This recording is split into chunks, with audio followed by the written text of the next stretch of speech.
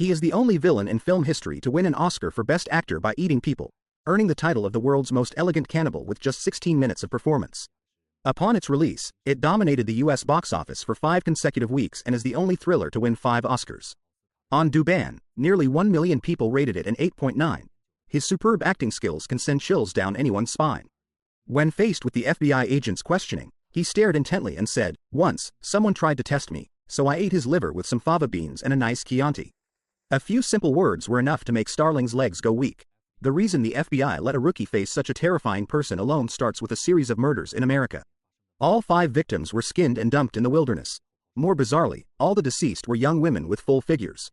Since this case involved a serial killer across multiple cities, causing widespread national panic, local police handed it over to the FBI's Behavioral Analysis Unit. But months passed with no leads. Desperate, the supervisor decided to take an unconventional approach and brought in an intern, Starling, to assist with the investigation. It turns out this serial killer, Buffalo Bill, is a highly intelligent antisocial extremist. Traditional investigative methods made no progress. Recently, they have been conducting research and analysis on deviant behavior by interviewing imprisoned serial killers, which is very helpful in solving some cold cases. Most serial killers are quite cooperative, but there's one they most want to crack who refuses to cooperate. So the supervisor decided to try their luck with Starling, who is skilled in criminal psychology. Upon learning the other party was the infamous psychiatrist and cannibal Hannibal, Starling still took on the task without hesitation, driven by his poor rural background and determination to become an FBI intern. However, the FBI is a male-dominated public service system, so Starling often faced discrimination. This suffocating pressure drove him to prove his abilities with extreme determination. Thus, he took on this life-changing task, risking his life. Before departure, the supervisor repeatedly reminded not to disclose any personal information to Hannibal. It shows that she is a very difficult character to deal with. Later, Starling's horse kept kicking as she arrived at the mental institution where Hannibal was held. The director, seeing that this time it was a young and beautiful female agent, disdainfully remarked that the FBI even uses women as bait. Starling coldly replied that she was the top student in criminal psychology at the University of Virginia. This made the director quite displeased. When they reached the deepest part of the underground cell, the director arrogantly instructed that during the conversation, no pencils, pens, or even staples or small clips from documents could be passed. The reason for such strict precautions is that a few years ago, due to a lapse, Hannibal directly bit a nurse's face. The director's purpose in saying so much was purely to intimidate and toy with the newcomer Starling. But she was not afraid at all. Instead, she requested to meet Hannibal alone, claiming that it would be more conducive to psychological testing. The director, continuously thwarted, had to leave angrily. Starling finally entered the heavily guarded underground prison. As the camera turned, the guards were loading their guns, seemingly ready for any sudden incidents. After passing through the last iron gate, what came into view were extremely deranged serial killers. Some had bloody smiles, some sinisterly lowered their heads, and others clung to the iron doors, uttering obscene curses. Fortunately, Starling's psychological quality was very strong. When she reached the last cell, Hannibal, who appeared, was completely different from the other inmates. He stood there neatly, elegantly, and politely greeted Starling. This made Starling lower her guard. Her fresh and untainted appearance by the system's work aroused Hannibal's desire to communicate. Thus, a brilliant psychological control experiment quietly began. Hannibal was well aware that she must be the supervisor's person. He asked to see her credentials. The short-term validity exposed Starling's identity. In front of Hannibal, she appeared sincere. Interestingly, she only said she was there to learn. To Hannibal, this young and beautiful intern, although much more pleasing to the eye than those who think they are superior, he knew very well the purpose of her visit. Hannibal asked, "What did the prisoner next door say to you?" To build mutual trust, Starling unhesitatingly repeated the vulgar words. But Hannibal said he wasn't capable of that. Seeing his honesty, Hannibal took the initiative to talk to him about Buffalo Bill. He asked Starling what Bill's motivation was for keeping the foreskin. Starling thought it was to keep it as a souvenir. Hannibal said, "I don't have." Starling's fearlessness. This further piqued Hannibal's interest. He wanted to see the questionnaire analysis in Starling's hand. Unexpectedly, the content made him scoff. Then, he demonstrated to Starling on the spot. Just through the hole in the bulletproof glass, he accurately analyzed Starling's family background and career ambitions. Starling felt as if Hannibal had seen right through him. Although he was a bit scared, he wasn't terrified, and instead, he fought back. "Since you're so good at analyzing others, why not analyze yourself?" This one sentence successfully angered Hannibal. So, he turned mental pressure into physical fear. "Once, someone tried to analyze me, and I ate his liver with some fava beans and a nice Chianti." Only then did Starling realize he was facing someone who disregarded conventional morality. He thought the conversation had ended in failure. On Starling's way out of the cell, He was hit in the face with a sticky mess from the prisoner next door. This crude behavior undoubtedly shattered the sense of order Hannibal had just established with elegance, indirectly provoking his desire to maintain it. He shouted angrily. Starling first promised that this kind of thing wouldn't happen again. Then, he apologized for the rude behavior of the patient next door by providing clues. He said, "Reflect on yourself and come find me." In the past, a patient named Moffat left the mental hospital, and Starling couldn't hold back his tears anymore. Looking at his car, he recalled the warm moments with his father, a police officer who died in the line of duty. This was also the most vulnerable part of his psyche. The famous psychologist Freud said that childhood traumas that are not dealt with will compulsively repeat. Little did he know, this was precisely the psychological trap Hannibal had carefully designed. Afterwards, Starling adjusted his emotions and began to focus on investigating the patient Moffat mentioned by Hannibal. Among Hannibal's many unrelated materials, the sharp Starling still found a clue. Just then, the supervisor called to tell him that the guy who had remotely offended him yesterday had bitten his tongue and committed suicide after saying a few words to Hannibal. With just a few words, he can kill. It seems Hannibal's psychological control has reached its peak. Starling was surprised and took a long time to recover. Starling had a hunch that this was something Hannibal did for him, but in the eyes of the supervisor, this guy was just amusing himself. With no clues found, Starling began to reflect on Hannibal's words. It turned out that the phrase he mentioned was a self-reflection, and the "you" referred to a self-service warehouse named USF. And this warehouse was under Moffat's name. Soon, Starling rushed to the warehouse overnight. Since the warehouse hadn't been opened for a long time, the lock was stuck. Starling simply got a jack, pried the door open a crack, and slipped inside. The place was a mess, but what caught Starling's attention was a model of an eagle and an American flag. Under the flag was an old, broken car. In the back seat of the car was a headless female mannequin, and in the front was a red veil. When Starling lifted it, there was a head of a drag queen inside. With this discovery, Starling once again felt the madness of the asylum. His cleverness earned Hannibal's recognition. He thoughtfully brought her a towel. Starling was eager to know whose head was in the jar. And what did it have to do with the Buffalo Bill serial killings? Under Starling's persistent questioning, Hannibal revealed the origin of the head. He was a patient of Hannibal's when alive, a gay man who liked women's skin. When I found him, only his head was left. The killer should be his lover, who might also be Buffalo Bill. In Hannibal's view, the death of his patient was just an experiment by the killer. In his words, it was the first attempt of a fledgling killer to transform. There are two key words here: a fledgling killer and transformation. What does this mean? Starling was also puzzled. However, Hannibal was in no hurry to explain but instead proposed a condition for cooperation to Starling. It turned out that since the last time he made the madman next door bite his tongue and commit suicide, the director not only confiscated all his words but also turned up his TV volume to the maximum every day. Moreover, during these 8 years of confinement, he had suffered a lot. He hoped to be transferred to a room with a window, far from the mental hospital that tormented him. The director should also be able to see the cell with a view of the water. Starling was eager to know. Hannibal's understanding of the killer with the head in the jar might be related to Buffalo Bill. Hannibal didn't explain but promised to provide evidence on Buffalo Bill's case and offer a psychological profile of the killer until he's caught. As he was leaving, Hannibal reminded Starling that Buffalo Bill might start killing again. It's clear Hannibal knows who Buffalo Bill is. Things unfolded just as Hannibal predicted. Buffalo Bill had already targeted his next victim for skinning. Moments later, she disguised herself as a mover with an injured arm to attract her prey's attention. The kind-hearted girl didn't hesitate to help. But after she lifted the sofa into the van, Bill suddenly attacked, knocking the girl out. Then he cut open the back of her clothes to check if the fresh skin could be used to sew a complete human skin coat. However, just as one wave subsides, another arises. Before the police discovered this case, another female body with diamond-shaped skin removed was found in a small town in southern West Virginia. Strangely, the coroner estimated that this was Buffalo Bill's first victim, but she was the third to be found. Unlike the other two who were dumped in boxes and washed away by the current, she was the only one submerged underwater. This indicates that Buffalo Bill was deliberately hiding something when he killed this victim. Soon after, a group arrived at the funeral site, where the local sheriff was about to explain the case details but was interrupted by the supervisor. Citing that discussing explicit sexual crimes was inappropriate in front of a lady, he took the sheriff into a room for a private conversation, leaving Starling alone outside. The stares from the tall men around made him uncomfortable, so he turned and walked towards the memorial service. In a daze, the body in the coffin appeared as his father. He seemed to return to the sadness and loneliness of his childhood, unable to shake it off. After the funeral, the group moved to the morgue. The supervisor couldn't communicate properly in the noisy environment. Seeing this, Starling thanked the officers and hoped they would return to their posts. With that, everyone unrelated to the case left. The supervisor finally conveyed the information. Then, everyone applied scented powder under their noses to mask the upcoming smell. But as soon as the cover was lifted, A pungent stench overwhelmed the scented powder. The coroner photographed the victim's teeth for evidence. Even stranger, 2 diamond-shaped patches of skin were removed from the deceased's back. To find out the source of the cocoon, Stalin consulted an insect expert. That's when they learned it was a death's head hawk moth, which only lives in Asia. It couldn't have appeared in the US unless someone was specifically breeding it. Needless to say, the person breeding them was Buffalo Bill. Her house was full of these moths. As for why she was raising them, we'll get to that later. The next morning, the news on TV reported that a senator's daughter, Catherine, had mysteriously disappeared. She was the one kidnapped by Buffalo Bill. As the news aired, Catherine was being held captive by Bill in a dry well in the basement. Bill was making her apply lotion to her skin.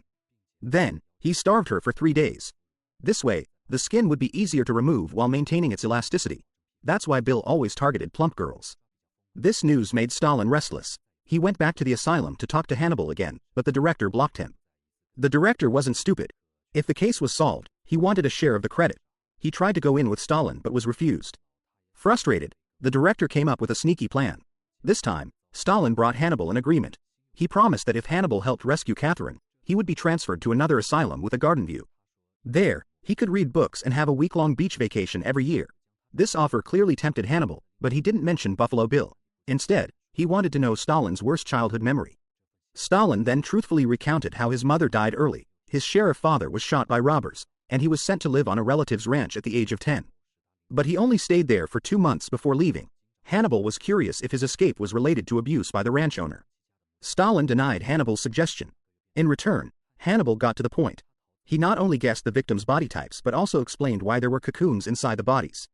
It was Bill's attempt to transform, like a cocoon turning into a butterfly. The repeated crimes indicated the transformation failed. There were only 3 hospitals nationwide that could perform gender reassignment surgery. As long as we find out who applied and was rejected, we can quickly identify who Buffalo Bill is. After all, there aren't many people who want to undergo gender reassignment surgery. While Catherine was engrossed in listening, she didn't realize that the director was eavesdropping on their conversation with a listening device. Right after Starling left, he immediately went to see Hannibal and mocked him for being deceived by Starling, as he had already confirmed with the senator that it wasn't true. However, Hannibal didn't care. What caught his attention was the ballpoint pen he had left on the bed. The director promised that if you tell me the killer's name, catch the killer, save Catherine, and let me get a share of the credit, you will have a chance to leave here. After careful consideration, Hannibal had a plan in mind. He revealed half of the killer's name and said he would disclose the rest when he met with the senator. And so, Hannibal was tightly bound and brought to meet the senator. Hannibal shared some information that was a mix of truth and lies, such as Buffalo Bill's name being Louis' friend. The head in the warehouse mentioned earlier had also been introduced to Hannibal for treatment. Buffalo Bill claimed to have murdered a homeless man and made some things out of his skin. Among these, the name Louis' friend was fake, just like the Moffat he mentioned to Starling earlier, which was also a decoy. If you rearrange the letters of this name, it forms a new word, fool's gold. In English, this actually means it's a mockery, implying that everyone is a fool. After explaining all this, Hannibal began to speak rudely. Compared to other things, he enjoyed psychologically tormenting people more. Afterwards, Hannibal was temporarily detained on the top floor of the courthouse. The director also became a major contributor to the progress of this case, receiving praise from major media outlets. But no one noticed that Starling had arrived at the courthouse from the back.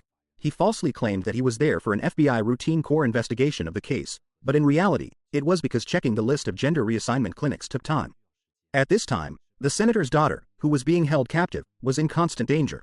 So, after much consideration, Starling decided to seek Hannibal's help and brought along the drawings that the director had confiscated from Hannibal. At this moment, Hannibal was leisurely reading a book. Starling did not disappoint Hannibal.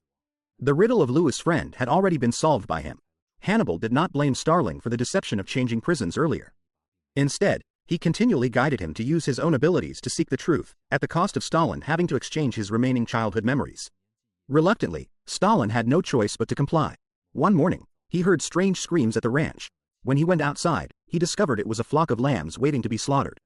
Stalin wanted to set them free, but after he opened the gate, he saw the lambs just stood there confused, unwilling to leave. He had no choice but to pick up one of them and run away without looking back. Unfortunately, the lamb was heavy, and he didn't get far before the police caught him. From then on, Stalin was sent to an orphanage. The lamb he tried to save was eventually slaughtered. Hannibal gazed at Stalin for a long time, wanting to know if he always woke up at midnight, hearing the lamb's screams again. And whether, after rescuing Catherine, the screams in his dreams would stop. Stalin shook his head with tears in his eyes, indicating he didn't know. Hearing this, Hannibal's eyes filled with tears. because lambs are one of the few animals that remain silent when being slaughtered. They do not scream.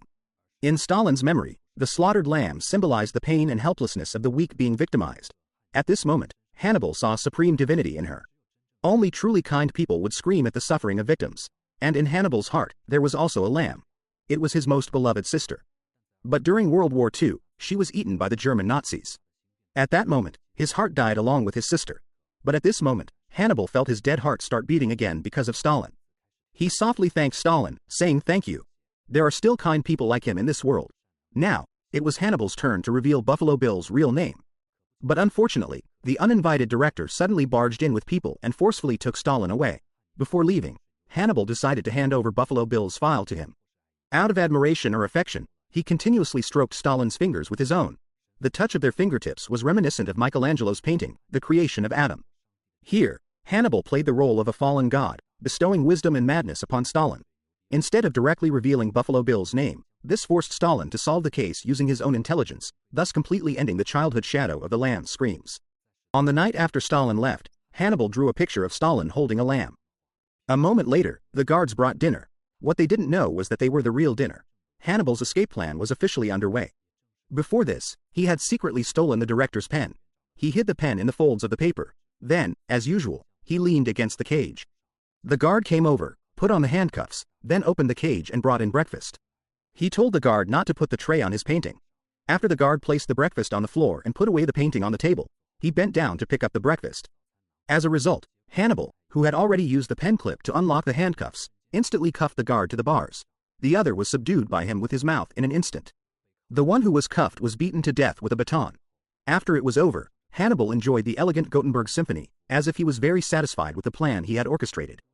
Before long, the guards on the first floor heard gunshots. When everyone arrived fully armed at the top floor, they saw a scene they would never forget. One person was hanging on the cage, like a piece of art. The other had a face covered in blood, lying on the ground, barely alive. Hannibal was nowhere to be seen. The entire hotel was surrounded. The sheriff hurriedly escorted the barely alive guard for emergency treatment. Just then, blood seeped out from the elevator's gap. After the sheriff reported everything was normal via radio, he first let the colleague on the stretcher evacuate.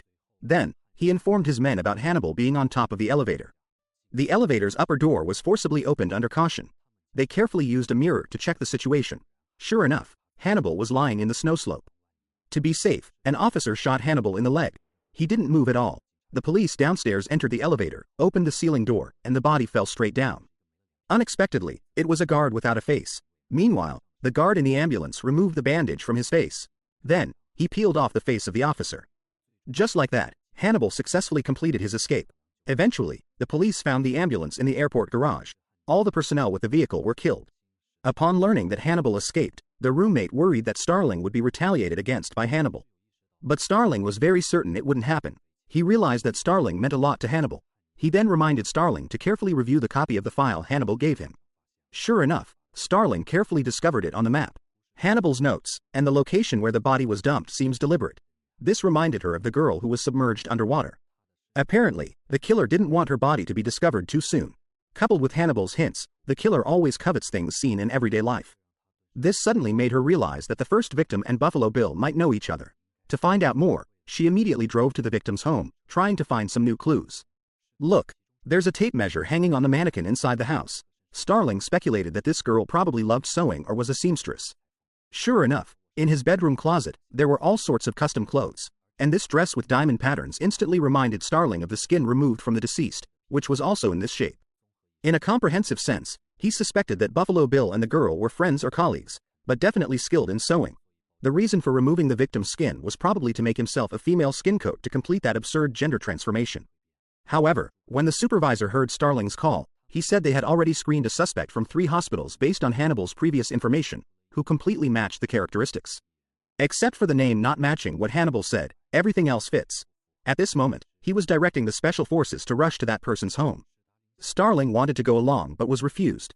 Although she heard her boss was going to catch Buffalo Bill, Starling still had many doubts in her mind. So, she found the first victim's best friend, and from her, she learned that the two had previously worked as seamstresses at a place called Mrs. Lipman's. Starling thought of going to Mrs. Lipman's, maybe she could get some other information. Meanwhile, the captive Catherine was preparing to save herself. He used the leftovers Bill gave him to make a trap, trying to catch Bill's dog as a hostage. Meanwhile, Buffalo Bill was enjoying his hobbies. He wore sweet makeup, donned human skin, and danced to the music. Immersed in the dream of transforming from a cocoon to a butterfly, he suddenly heard the pitiful cries of his beloved dog. It turned out the dog accidentally fell into the well, and Catherine used the dog's life as leverage to demand a phone in exchange. Buffalo Bill was completely enraged and immediately went to get a gun to end it with one shot. Meanwhile, the supervisor and the team had already surrounded the suspect's house. They disguised themselves as delivery men, covertly. The sharp doorbell instantly put Buffalo Bill on alert, but after pressing the doorbell twice more with no response, the armed forces broke in directly. Unfortunately, there was nothing they wanted in this house. Meanwhile, Bill was at another house in town, welcoming visitors who came to investigate. Stalin, both of them pretending to be ignorant while knowing the truth. Bill thought he was perfectly disguised and tentatively asked about the progress of the case. Stalin responded intermittently, constantly looking for evidence that he was the serial killer. The plastic film used for the butterfly oil painting fruit and a death's head hawkmoth resting on the line stick confirmed his suspicions. Stalin instinctively unholstered his gun and quickly drew it on the serial killer. Unexpectedly, Bill raised his hands and turned to escape. The inexperienced Stalin didn't shoot, but cautiously followed. He took off his coat and entered the basement. The layout here was quite complex, and every door was unfamiliar to him. He trembled as he opened door after door, as if Buffalo Bill would burst out from one of them at any moment. However, at this moment, he heard Catherine's cries for help. Following the sound, he finally found Catherine imprisoned in a deep well. Then, he propped the door with a shovel. But now was not the best time to rescue Catherine. He had to deal with Buffalo Bill first to eliminate future threats. Catherine, having waited long enough, started cursing him. Stalin told her that others would arrive soon, both to calm her and to intimidate Bill. However, as he continued to search for Bill, the lights were suddenly cut off. Bill's night vision goggles gave him a significant advantage. To Bill, Stalin looked like a frightened little girl. She followed the girl's footsteps, enjoying the fear emanating from deep within her. The stubborn Bill pressed the firing pin. It was this slight sound that quickly helped Stalin find his direction. He then swiftly cleared everyone out. The basement glass was shattered, a beam of light shone in, and the darkness was instantly dispelled. This also meant the end of the serial killer Bill's fate. Stalin single-handedly rescued Catherine. His achievements were evident to all. The FBI ceremoniously awarded him, with the supervisor congratulating him from a distance. But the now sober Stalin just smiled wryly, having completed his hypocritical performance. The supervisor turned away with a look of disdain, and at the celebration party after the meeting, Starling received a call from an unknown number. It was a congratulatory call from Hannibal, who had fulfilled his promise to Starling by helping capture Buffalo Bill. Not knowing if the lambs in his heart had stopped screaming, Starling wanted to know where he was now. Hannibal, however, hung up the phone, saying he had to have dinner with an old friend. The old friend he mentioned was the dean who had just gotten off the plane. Then, he got up and timidly followed behind the dean. It's uncertain how the dean would join him for dinner. The Silence of the Lambs is a thriller directed by Jonathan Demme, starring Jodie Foster and Anthony Hopkins, released in 1991. It won 5 major Oscars. Anthony Hopkins, who played Hannibal, successfully defended his title as the shortest Best Actor in Oscar history with only 16 minutes of screen time. The film is far from a simple suspense thriller. It is a mirror reflecting the abyss of human nature, Hannibal's elegance and cruelty, Starling's fragility and resilience, and Buffalo Bill's distortion and struggle weave a web of human alienation. We marvel at Hannibal's intelligence, yet fear his composure with a knife and fork. We cheer for Starling's bravery, yet glimpse the lamb curled up in his childhood shadows. The film uses extreme contrasts to tell us that light and darkness are not opposites but two sides of the human coin. Just as Hannibal's judgment and redemption of Starling intertwine, we all walk the tightrope of good and evil. True courage is acknowledging the existence of shadows while still choosing to walk towards the light. The metaphor of the lamb and the redemption of the soul are not only symbols of Starling's childhood trauma but also a reflection of modern spiritual dilemmas. When the lambs are silent in the slaughterhouse, they symbolize the weak whose throats are held by fate. When Starling picks up the lamb and runs, he is trying to save not just a life but the unextinguished kindness within himself. Buffalo Bill's pathological pursuit of female skin is actually a desperate cry for transformation into a complete person. Beneath his violent exterior lies a longing for identity. Ultimately, the film points to a harsh truth. True redemption is not about eliminating darkness but teaching the lambs to scream in silence and remain clear-headed in despair. Just as Starling faces Hannibal's gaze, we also need to have a dialogue with our inner fears to break the cycle of standby trauma.